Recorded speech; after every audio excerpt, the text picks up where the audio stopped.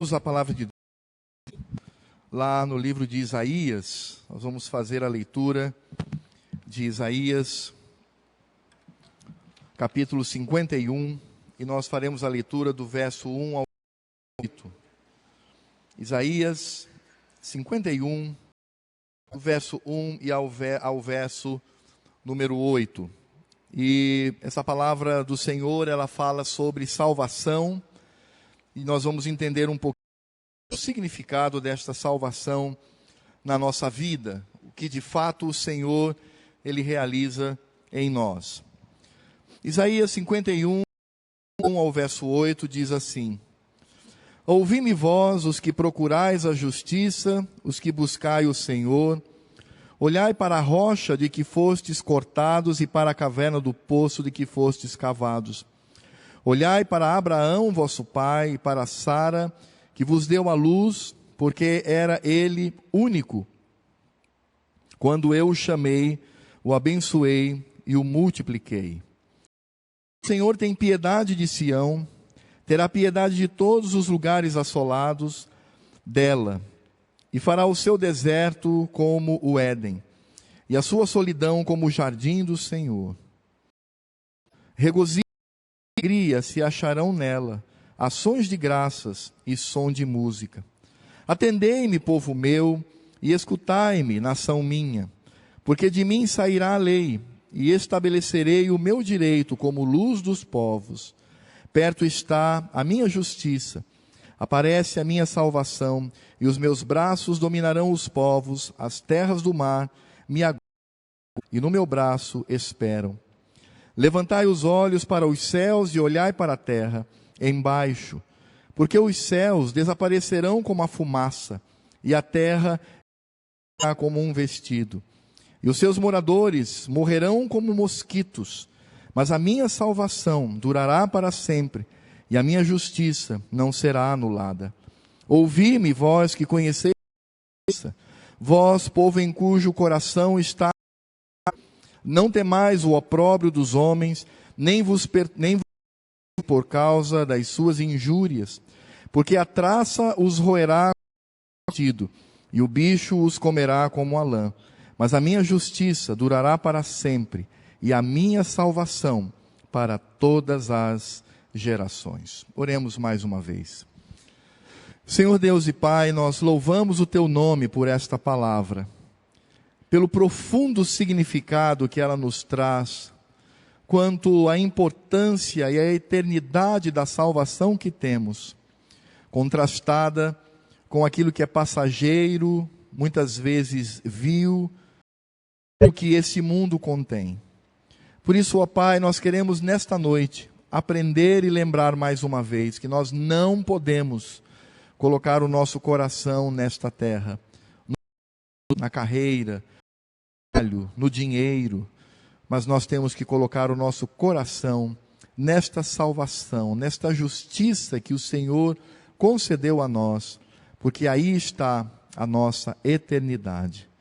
Por isso fala nesta noite, e que o Senhor mesmo fale a todos nós daquilo que devemos seguir e obedecer. É o que nós te pedimos em nome de Jesus. Amém. O livro de Isaías é um livro muito interessante, porque algumas pessoas não sabem ou não percebem, mas ele está dividido em dois momentos. No primeiro momento, Isaías ele fala àquele povo que está diante do Senhor. Isaías fala para aquele povo que não ouve a voz do profeta, não ouve a sua lei, não tem desejo de servir ao Senhor, e por isso eles iriam ser levados brutalmente para uma nação estrangeira. O profeta está olhando para a nação que se esqueceu do Senhor, embora cultuassem, realizassem as suas cerimônias, suas liturgias, os seus cultos, mas este povo havia se esquecido do Senhor. O texto que nós lemos no momento da confissão do nosso pecado, quando o Senhor Deus diz que Ele não suporta o pecado com um ajuntamento solene, vem nesse contexto de um povo que abandona o Senhor. Mas quando nós olhamos mais para o final do livro, a partir do capítulo 40, nós vamos perceber que Isaías, ele muda a sua entonação. Por isso não é errado de os dois livros no livro de Isaías, escrito pelo mesmo profeta. E nessa segunda parte, Isaías não olha mais para o povo rebelde, que está prestes a ser destruído pelo Senhor, pela ira do Senhor, pela cólera, pelo ódio do Senhor contra o pecado e contra os pecadores que não querem se arrepender. Mas agora Isaías olha para aquele povo sofrido, aquele povo que está agrilhoado, aquele povo que está na Babilônia, está sofrendo. E agora o Senhor Deus lança sobre ele promessas, lança sobre eles a certeza da salvação, a certeza da preservação do seu povo. Porque embora muitos pensassem que esse grande cativeiro pudesse destruir o povo do Senhor, nós vamos descobrir que Deus o preserva, e o Senhor Deus não apenas o preserva, mas promete o grande resgate, a grande salvação, a saída deste povo do cativeiro e a entrada deste povo novamente na terra prometida. E é óbvio que isso traz um significado profundo, porque este povo, por vezes, perdeu a esperança, eles olhavam ao seu redor e eles não viam nenhuma saída. Muitos até estavam já se inserindo na cultura daquele povo estranho, estavam se inserindo na cultura mundana, embora se colocassem como filhos de Deus, mas estavam muito mais preocupados com a riqueza deste mundo, com o dinheiro deste mundo, com a carreira deste mundo, porque eles achavam que o Senhor havia se esquecido deles. E é exatamente nesse texto que o Senhor ele vai falar não só da vinda do Messias, a vinda do ungido, do Cristo, do Senhor Jesus, mas ele também fala sobre aqueles que seriam resgatados com mão poderosa. E quando nós lemos estas porções, esses capítulos de Isaías, é claro que Isaías se refere àquele momento histórico da saída do povo com Esdras e Neemias, mas também o profeta, ele lança a sua profecia para o futuro, como nós chamamos a profecia em caráter escatológico. Escatologia significa olhar para os últimos dias. Então o profeta Isaías, ele não profetiza apenas para a sua época, para aquele povo que está ali, mas ele também lança o seu olhar escatologicamente, ou seja, ele os últimos dias que o povo de Deus iria viver. E nós sabemos que já vivemos os últimos dias. Os últimos dias foram inaugurados no dia de Pentecostes, quando o Espírito Santo desceu e ele então inundou as pessoas. A partir daquele momento, nós já vivemos os últimos dias do povo de Deus sobre essa terra. E é claro que Isaías, ele demonstra vários contrastes entre o pecado do povo e a salvação do Senhor. Por exemplo, o profeta, ele mesmo fala que aquele povo que estava desterrado, que estava ali desgarrado, vendo aquela situação, o Senhor Deus, lá no capítulo 50, nos 3 primeiros versos, ele diz claramente: vocês estão sofrendo porque vocês pecaram, vocês preferiram o pecado, vocês preferiram o mal, vocês não estiveram atentos, vigilantes. E na verdade o que vocês desejavam era satisfazer o seu próprio coração. Por isso eu os arranquei, por isso eu os tornei prisioneiros, escravos deste povo, para que vocês aprendessem que o mundo, o que tem a nos oferecer, é apenas destruição. E isso é algo que tem que estar no nosso coração. E é algo que Isaías mostra. Irmãos, quanto mais o nosso está no dinheiro, na carreira, nos bens, nos negócios, se distanciando daquilo que vem do Senhor, por mais religioso que eu seja, eu estou partindo para a destruição. Eu estou fazendo como Ló. Ló olhou para as campinas do Jordão, seu coração se encheu. Ali está o meu legado, ali está a minha carreira, ali está o serviço público que vai me colocar em um status elevadíssimo. Ali está a minha empresa, onde eu vou crescer muito. Ali está a minha prosperidade financeira. E aquele homem, no final da sua vida, perdeu a sua mulher e as suas filhas. tiveram relações íntimas com ele para dar posteridade ao seu nome. É exatamente isso que Isaías está mostrando. Ele diz: o povo desobedeceu ao Senhor, o povo se desgarrou do Senhor, por isso o Senhor trouxe esta condição. Mas é interessante porque Isaías, ao mesmo tempo, fala dos resultados do pecado na vida do povo. Isaías também traz o fôlego da graça de Deus. Isaías mostra que o Senhor é misericordioso, ele mostra que o Senhor está sempre disposto a nos perdoar, a nos agraciar, a nos amar constantemente. E no mesmo capítulo 50, a partir do verso 4 até o verso 9, nós encontramos ali a atuação do servo sofredor, a atuação de Cristo na vida da igreja. E o que Isaías está dizendo é: o Senhor é aquele que não se esqueceu de vós. E de fato esta é a grande tensão que o cristão vive hoje. Esse é o grande dilema que o cristão vive hoje. Com o que ele deve se preocupar mais? Com o que ele deve se preparar? E nós percebemos que muitas vezes somos desavisados e somos desatentos em relação a isto. Nós percebemos, para que você faça um pequeno teste na sua vida, basta você avaliar o que aprendeu nos últimos 10 anos para a sua vida profissional. O que você aprendeu? Como você se capacitou na sua vida profissional? Você aprendeu, correu atrás, estudou, fez concurso, se preparou. Nada de errado com isto. Tranquilo. Mesmo, a luta continua. Mas nesse mesmo período, o que foi que você aprendeu da lei do Senhor? Como você tem crescido no conhecimento de Deus?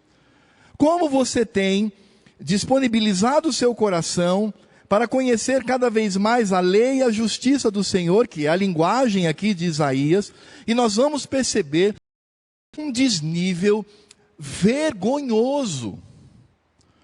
Porque se nós colocarmos o que aprendemos para a nossa vida profissional, acadêmica, estudantil, seja o que for, ao lado daquilo que nós aprendemos com relação à palavra do Senhor, nós ficaremos corados de vergonha.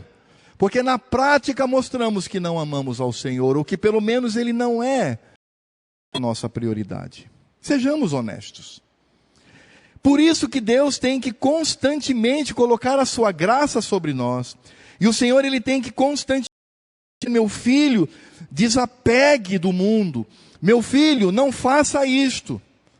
Embora você, de fato, deve ter uma carreira, e o Senhor nos usa com relação à nossa carreira, porque no nosso trabalho, na nossa atividade, seja ela acadêmica, profissional, funcional, seja o que for, Deus nos colocou ali para sermos testemunhas vivas.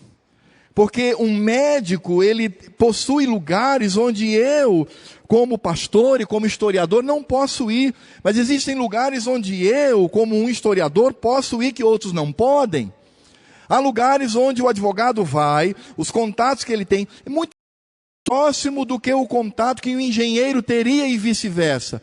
Deus nos coloca nestas carreiras para que sejamos testemunhas fiéis. O problema é quando nós começamos a afastar o nosso coração do propósito do Senhor.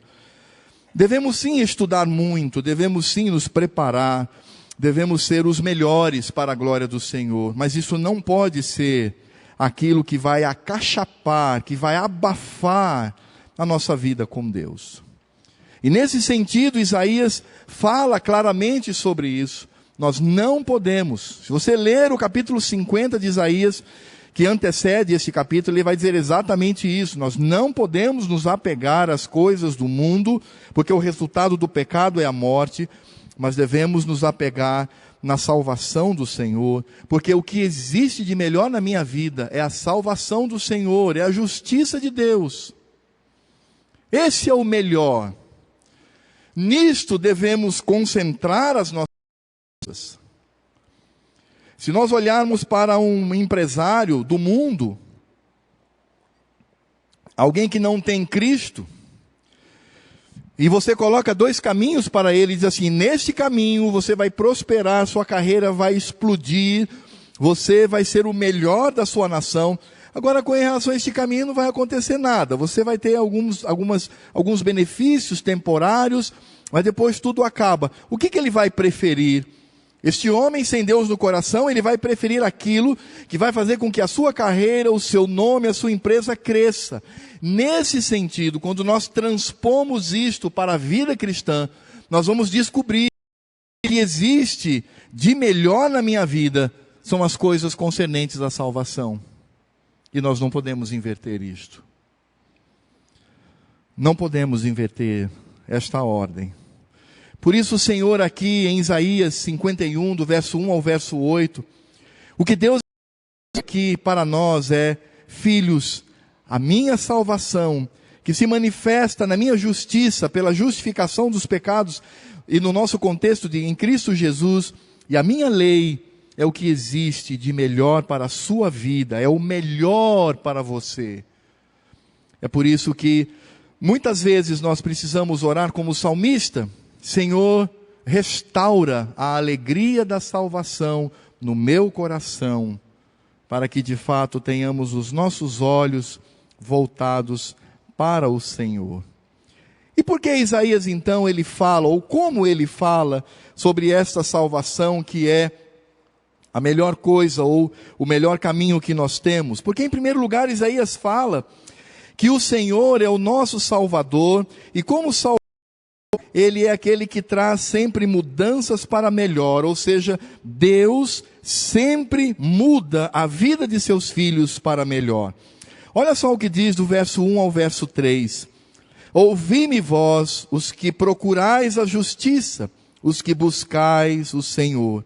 Olhai para a rocha de que fostes cortado, e para a caverna do poço de que fostes cavados. Olhai para Abraão vosso pai, para Sara, porque era ele único, sozinho, um único homem.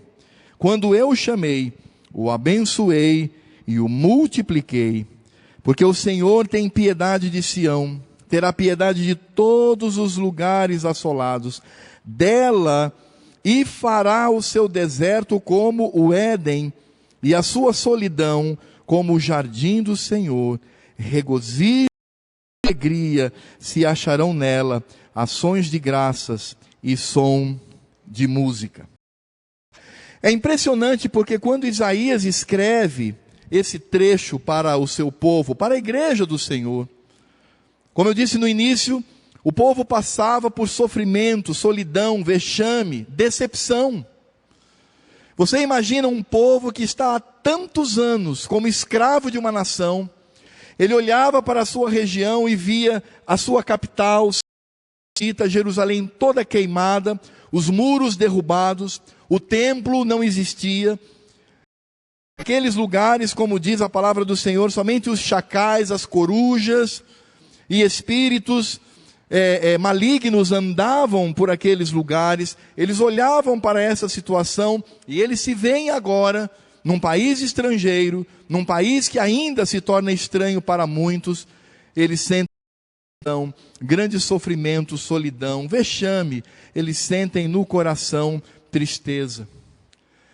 É por isso que o Senhor Deus, quando Ele inicia falando sobre o fato de que Ele é o Salvador, que muda a nossa vida sempre para Ele lembra que nós devemos ser aqueles que procuram o Senhor.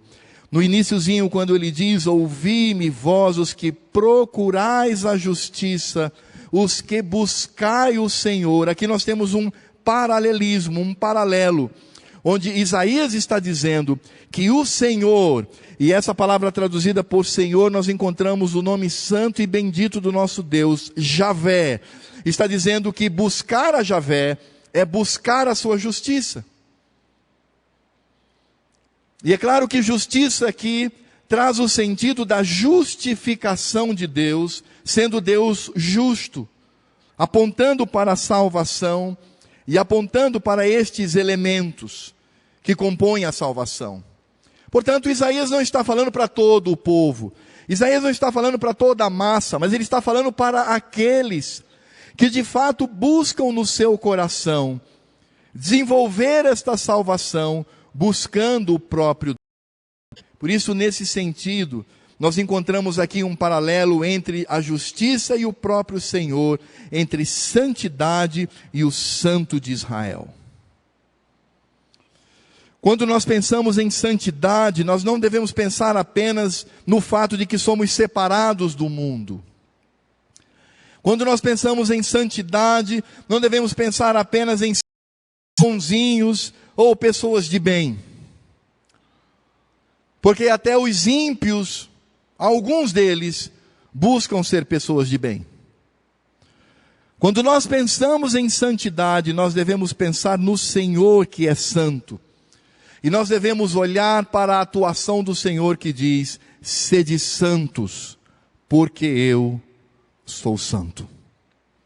A nossa santidade e a justiça que buscamos está misturado ou se confunde com o próprio Senhor. Como eu disse, a santidade não é apenas o desejo de ser bem. A santidade é viver aquilo que está no Senhor na nossa vida.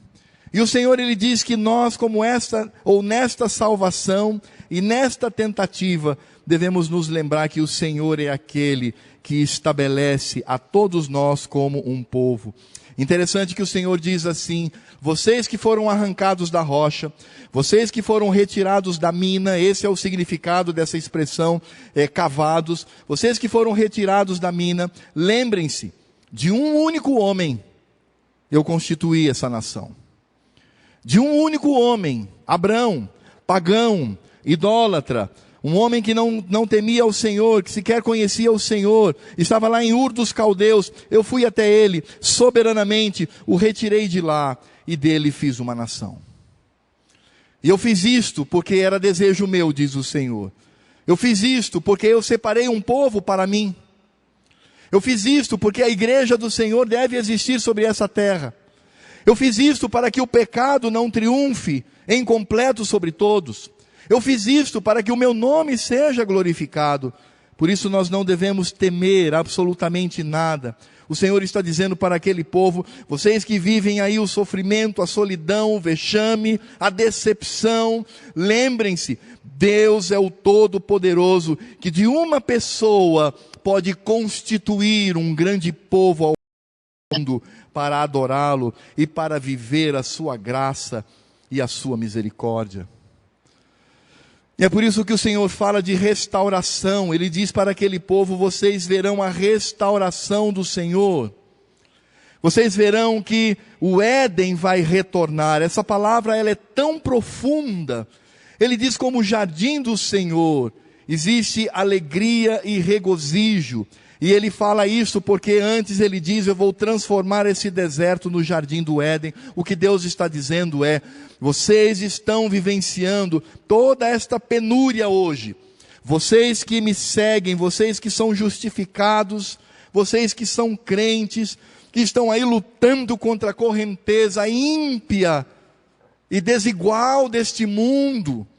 Vocês que buscam santidade constantemente na sua vida, lembrem-se, vocês serão preservados e vocês irão habitar o meu jardim. E a expressão que o Senhor utiliza é que ali haverá regozijo e alegria, e ações de graças e som de música. Quando nós olhamos para essa expressão som de música, o significado disso é uma festa. O que Deus está dizendo para aquele povo é: tenham paciência, porque vocês sairão desta condição para uma festa de regozijo na minha presença. E é claro, meus irmãos, que nós entendemos pela história que o povo de Deus foi sim retirado daquele lugar.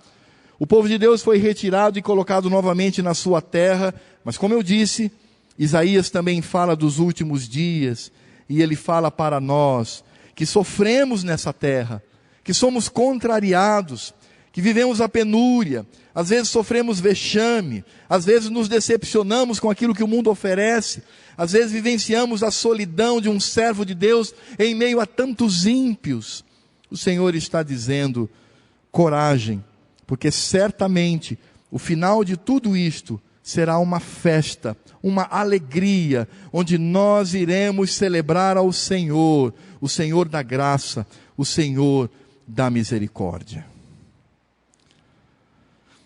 E é impressionante porque quando Isaías escreve isso para aquele povo, eles iam passar dezenas de anos ali naquele lugar. Eles iriam passar várias gerações ainda sofrendo naquele lugar.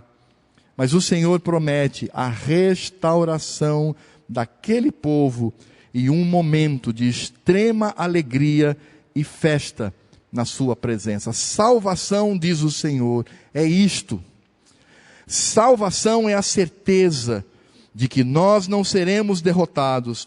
Salvação é a certeza de que a graça do Senhor há de transformar esta tristeza em alegria, esta penúria em festa, vai transformar o nosso coração cada vez mais na alegria do Senhor. Em segundo lugar, Isaías nos mostra que esta salvação, que é o melhor que temos na nossa vida, não apenas apresenta o nosso Deus, o nosso Salvador, como aquele que sempre muda a nossa situação para melhor e há de nos colocar numa situação melhor. É a aplicação missionária, dizendo, esta bênção que vocês possuem, esta salvação será espalhada por toda a terra. Muitos anseiam por essa libertação. E é impressionante porque quando Deus fala isto, não significa dizer que o mundo todo está agora cativeiro sob uma nação, mas o que Deus está dizendo é, esta minha salvação não se restringe a vocês, mas é a salvação que vai se espalhar por toda a terra, porque eu, o Senhor, não conheço fronteiras. Ele diz que irá revelar essa lei como luz que ilumina e faz prosperar. Porque nós sabemos que salvação significa justiça e vitória. Por isso o Senhor usa a expressão que o seu braço é o poder da libertação. Claro que a libertação ocorre no momento de Ciro, imperador, mas o Senhor fala dessas nações que iriam experimentar essa vitória, essa liberdade, este braço que arrancaria os depravados da sua condição de pecado para se tornarem filhos.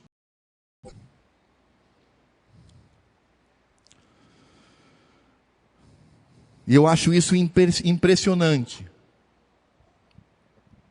Porque enquanto muitas pessoas querem de alguma maneira fortalecer a sua fé através de milagres, enquanto pessoas acreditam que o estabelecimento da sua salvação acontece quando o Senhor Deus cura, e de fato Ele cura, Ele é poderoso para isto. Quando o Senhor ressuscita morto, o Senhor é poderoso para isso também. Quando o Senhor se manifesta poderosamente através dos milagres, essas pessoas depositam a sua fé,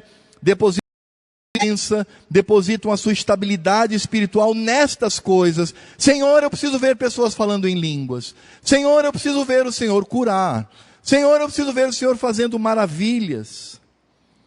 Quando na verdade o Senhor mostra que a maior manifestação do poder de Deus é a salvação de um indivíduo que está morto e é ressuscitado pelo poder de Deus para se transformar num filho do amor do Pai. Não há maior milagre do que isto. Não há maior manifestação do poder de Deus. Por isso o apóstolo Paulo, ele falando do Evangelho, ele diz que não se envergonha do Evangelho, porque é o poder de Deus para a salvação. E por vezes precisamos deixar de ser, muitas vezes, como meninos, que ficam deslumbrados por aquilo que vem todos os dias, quando olhar para nossas e perceber que ali foi a manifestação do braço forte do Senhor.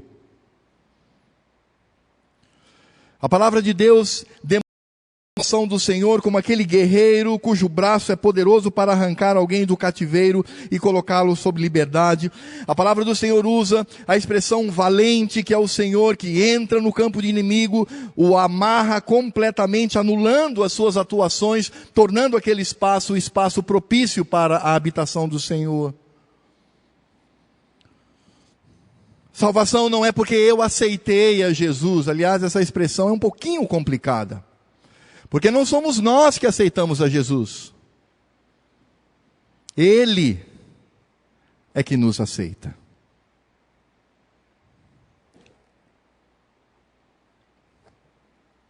Com a sua graça e com a sua misericórdia.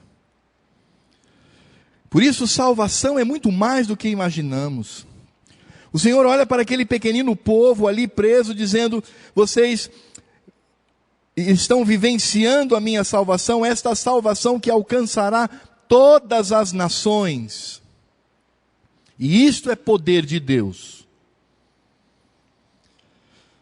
É poder de Deus pegar um jovem como o pastor Marcos, que estava muito bem lá em Belo Horizonte, como pastor, trabalhando ali na secretaria executiva, e de repente ele olha para o seu coração e toma uma decisão: eu vou largar tudo e vou para a Índia para pregar o evangelho ali. Ou como alguém que possui uma carreira brilhante do ponto de vista do mundo, ele diz: eu vou fechar a minha empresa, ou seja o que for, e eu quero servir ao Senhor entre os muçulmanos. Ou como alguém que tem a coragem de dizer: irmãos, estou indo para o Estado Islâmico, para de alguma maneira, como espião ali, pregar o evangelho até que me matem. Essa é a manifestação do poder de Deus. Isto é que vale a pena, meus irmãos. Nisto deve estar a nossa alegria, o nosso investimento, a nossa visão. Porque quando o Senhor fala da sua salvação para aquele povo, o Senhor não restringe a sua salvação àquele pequenino povo reunido, não. Mas o Senhor diz que vai espalhar esta salvação, arrancar com braço forte aqueles que estão na impiedade para vivenciar a sua graça, vivenciar a sua misericórdia. Por isso ele diz: os meus braços dominarão os povos. Ele não está falando só daquele povo judeu, mas dos povos. Ele diz: as terras do mar me aguardam e no meu braço esperam. E não há dúvidas de que Isaías está falando aqui, sendo iluminado e sendo inspirado pelo Espírito Santo, falando de todos os eleitos de Deus espalhados por esta terra, que aguardam a pregação para que finalmente entreguem a sua vida para Cristo. Esta salvação não é somente minha. Esta salvação não é somente nossa.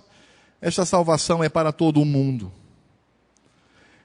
É por isso que nós não evangelizamos. Nós não evangelizamos porque nós achamos que essa salvação é só nossa.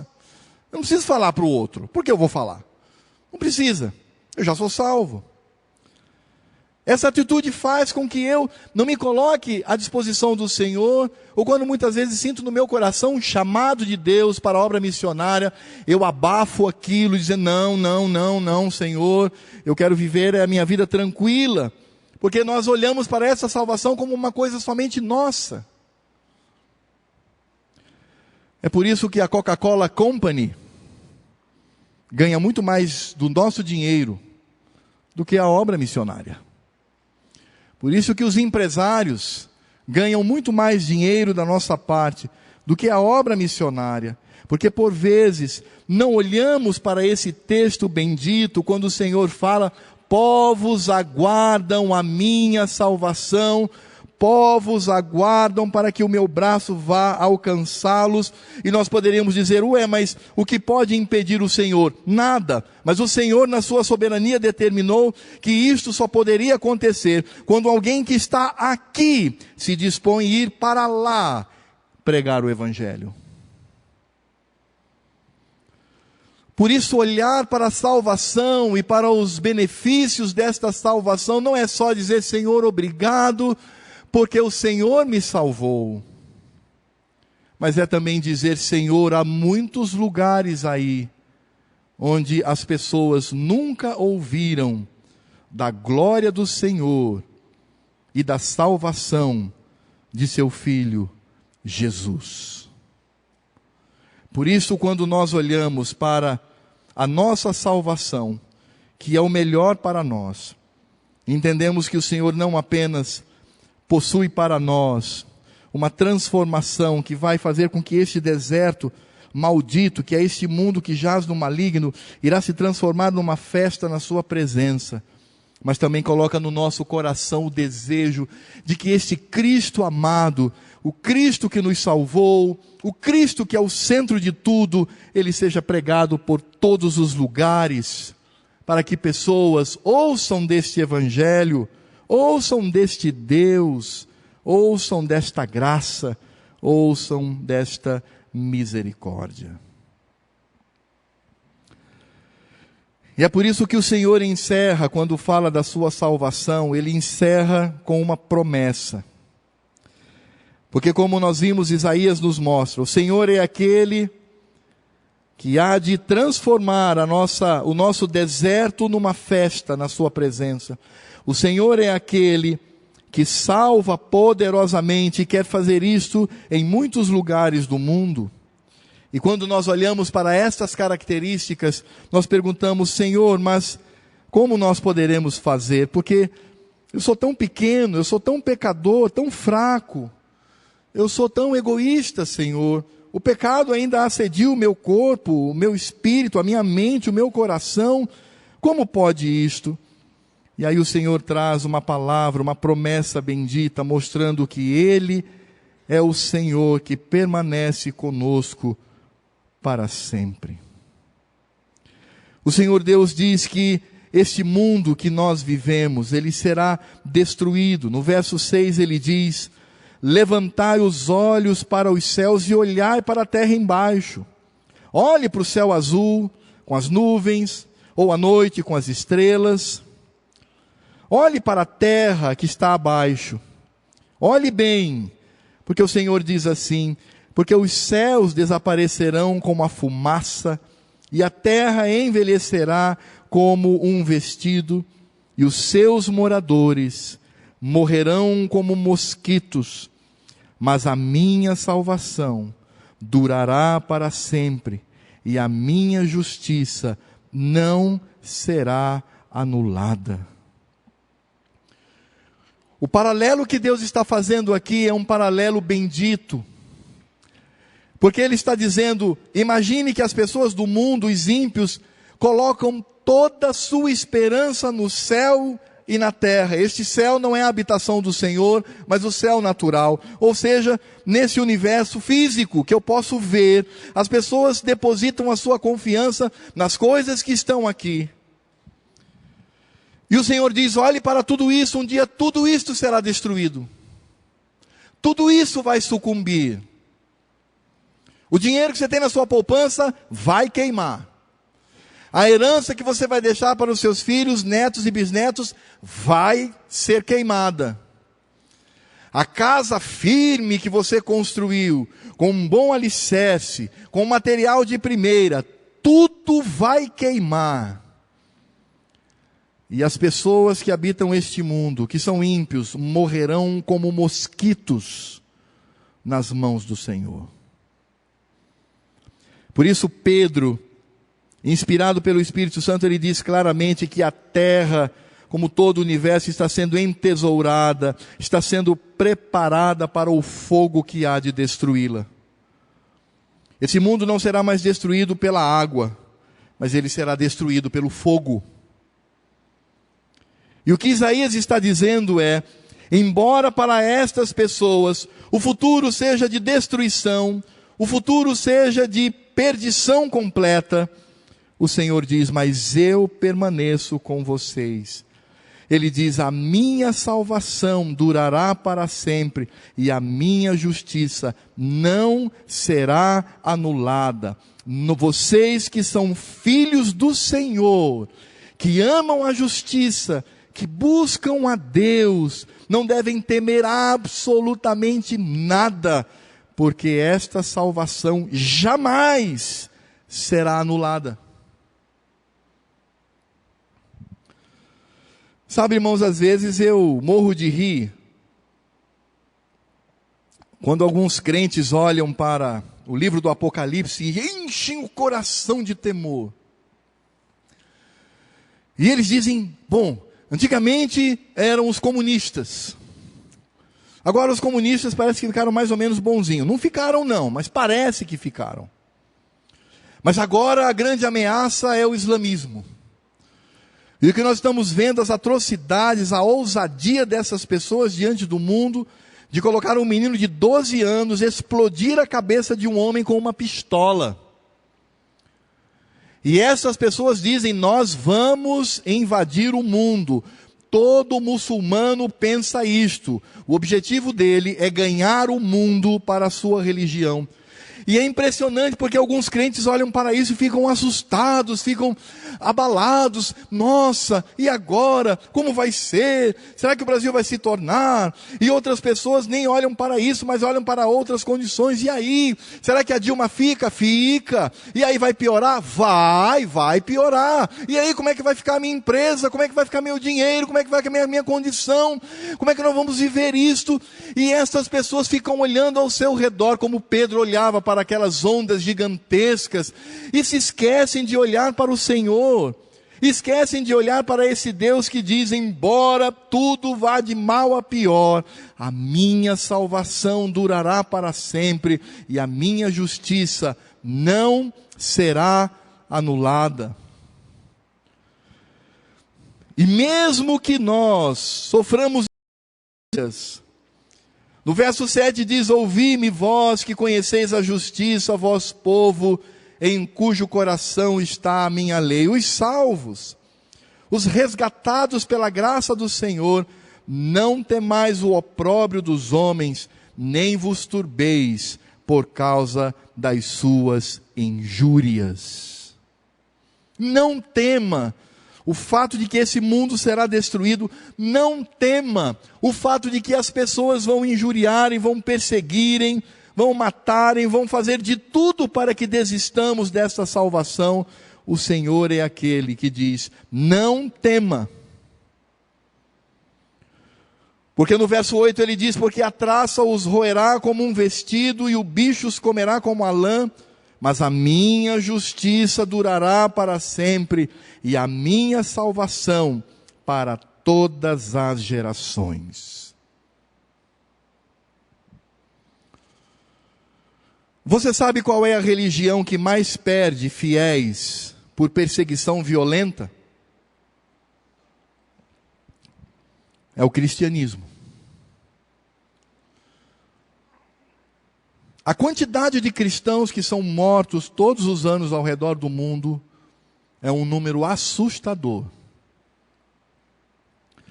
E de fato o cristão ele é perseguido, ou ele é perseguido por um governo, ou ele é perseguido por um sistema, ou ele é perseguido por um mundo cheio de pecados. E esteja atento, porque o Brasil, esta nação, se prepara para nos varrer do mapa. Não se engane. E a estratégia utilizada pelos povos que compõem essa nação, por um lado, é transformar o evangelho na sua prática como uma religião pagã. E por outro, sancionar leis que nos coloquem a prisioneiros, onde, em qualquer pronunciamento que fizermos como crentes, nós seremos perseguidos e presos. Isso assusta você? Isso traz inquietação no seu coração? O Senhor diz, porque a traça os roerá como a um vestido, e o bicho os comerá como a lã, mas a minha justiça dura para sempre, e a minha salvação para todas as gerações. O que Isaías está dizendo aqui é o que Paulo diz, inspirado pelo Espírito Santo de Deus: se Deus é por nós, Completem. Creia nisso. Creia nisso. Por isso não precisamos temer. E a alegria da salvação é aquela que demonstra que o Senhor é aquele que está conosco. Quando Isaías escreve estas palavras, é claro que existe uma aplicação direta no caso de Ciro, ou seja, quando Deus iria arrancar o seu povo daquela nação e colocá-lo novamente ali na terra prometida a Israel. Mas a aplicação escatológica que nós temos é que o Senhor sempre nos libertará. Nós somos livres. Podem cortar a nossa cabeça, podem dar tiro em nós, podem nos perseguir, podem fazer o que quiserem, podem nos colocar em prisões, cadeias, correntes, podem fazer o que quiserem. Nós somos livres, porque estamos em Cristo Jesus, que nos libertou e que nos faz poderosos em seu nome, pela atuação do seu Espírito Santo. Isto é salvação do Senhor. A salvação do nosso Deus não se estabelece apenas como a escolha de uma boa religião. A salvação do nosso Deus é estar com Ele por toda a eternidade. No momento em que você olhou para Cristo e o teve como Senhor da sua vida, a partir daquele momento, Deus passou a habitar em você, a conviver com você, para a glória bendita do seu santo nome. Por isso nós poderíamos perguntar, quais são as aplicações para estas verdades tão profundas que Isaías escreveu para aquele povo, que ainda estava por ir àquela terra de tanto sofrimento, mas que iria vivenciar a libertação do Senhor, e depois a aplicação para os últimos dias, a aplicação para a nossa vida. Sabe, irmãos, às vezes eu fico pensando com relação aos idosos e aos jovens da igreja. Os idosos, porque olham para frente e percebem a brevidade da vida. Os jovens que olham para frente e veem tantos desafios que eles devem enfrentar ao longo de toda a sua vida. Por isso, nesse sentido, tanto o idoso que diz, eu estou por partir, e o jovem que diz, a princípio, há tanto que vencer, essas pessoas devem olhar para a sua salvação em Deus e dizer, Senhor, eu me alegro em Deus, meu Salvador. Por isso, quando o Senhor Deus fala que de Abraão suscitou um povo, de um único homem suscitou a sua igreja, nós entendemos claramente que nós somos os descendentes de Abraão. A aplicação desta promessa de Isaías não se aplica à nação de Israel que está lá na Palestina. Esta verdade se aplica a nós. Não são os israelenses. Somos nós, o Israel de Deus. Veja o que Paulo diz em Gálatas 3, 28 e 29. Vamos ler todos juntos? Leiamos. Dessarte não pode haver judeu nem grego, nem escravo nem liberto, nem homem nem mulher, porque todos vós sois um em Cristo Jesus, e se sois de Cristo, também sois descendentes de Abraão e herdeiros segundo a promessa. A aliança que Deus estabeleceu com Abraão é a aliança que Deus coloca sobre nós. Por isso, quando o Senhor retirou aquele homem de lá, Deus não estava restrito a uma nação física, a um estado, mas Deus estava ali suscitando um povo como nação, filhos do Senhor, espalhados por toda a terra. É por isso que nós encontramos Isaías dizendo que muitos povos aguardam o braço do Senhor para se tornarem filhos legítimos de Abraão. Os que estão lá naquela terra israelense hoje, Os filhos de Abraão são os que se converteram a Cristo Jesus. Os demais são depravados que vão para o inferno. Porque a nós cabe todas as promessas feitas a Abraão, tudo que Deus sancionou para o nosso pai, nos atinge, porque estas promessas nos alcançam. É por isso que quando nós olhamos para esse mundo, nós vamos descobrir que tudo está ruindo ao nosso redor. Parece que tudo está sendo destruído, e é verdade. O legado iluminista que dizia que o mundo iria sempre melhorar, que as civilizações iriam atingir graus de evolução tão grande que viveríamos em sociedades quase que perfeitas, isso foi uma mentira. Nós olhamos para o mundo e ele está ruindo. É um mundo cheio de violência, incerteza, um mundo que é egoísta, um mundo que tenta destruir os seus próprios habitantes. Mas nós somos de Deus. Você é do Senhor. Meu irmão, quando você ouvir no telejornal notícias que demonstram um futuro tão tenebroso, não tema, porque o Senhor é contigo. Porque o mundo pode tentar nos destruir, mas o Senhor não permitirá jamais que isso aconteça. O Senhor é aquele que continua colocando sobre nós o seu amor, a sua graça e a sua misericórdia, para que vivamos vida tranquila na presença do Senhor, porque foi Ele que nos restaurou. Ele há de nos preservar e nos conduzir seguros para a eternidade, e lá na eternidade teremos aquela festa no jardim do Éden, na presença do Senhor, para vivermos por toda a eternidade. Você, no final da sua vida, você dirá: combati o bom combate, completei a carreira, guardei a fé. O que me aguarda agora é o Senhor, reto juiz, que colocará sobre mim a grinalda viva, o troféu de Cristo, porque fui vencedor no meu Senhor. E quando Paulo diz isto, e quando nós iremos afirmar isto, no momento da nossa morte, no momento em que estivermos prestes a nos encontrar com o Senhor, vamos descobrir que isso não depende de nós.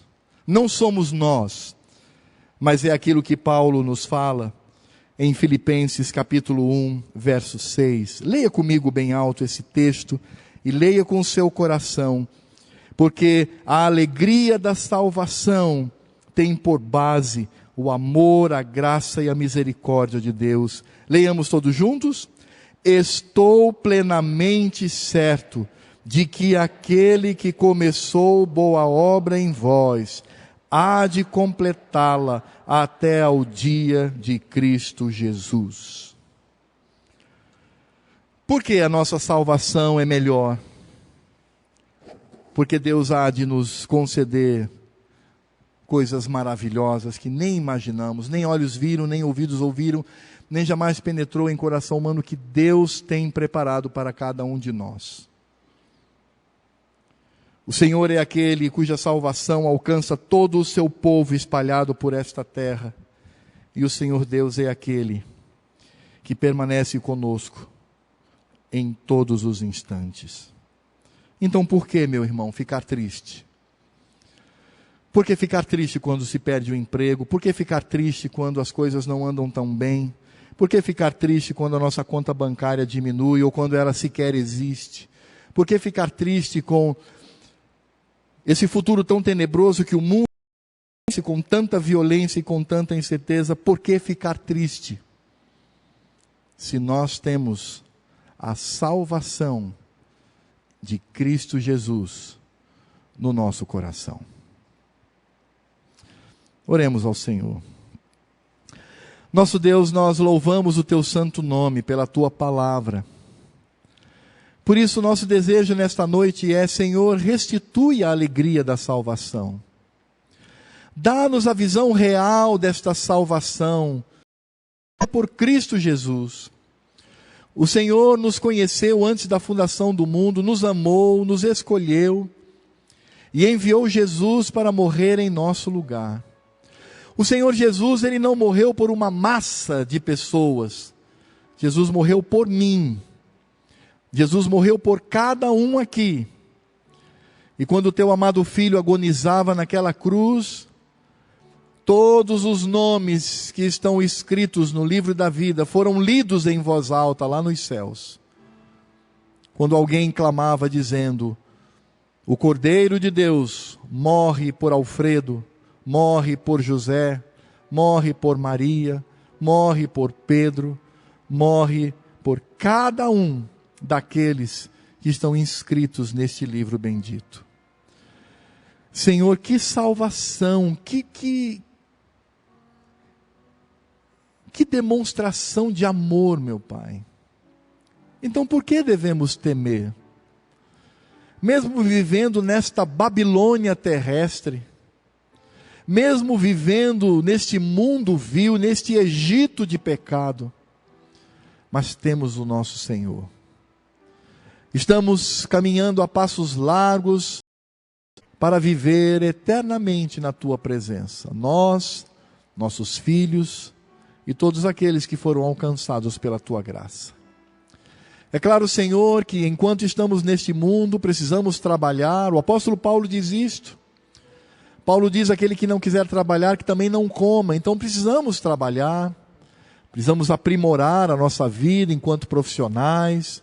Mas, Senhor, este não é o fim principal da nossa vida.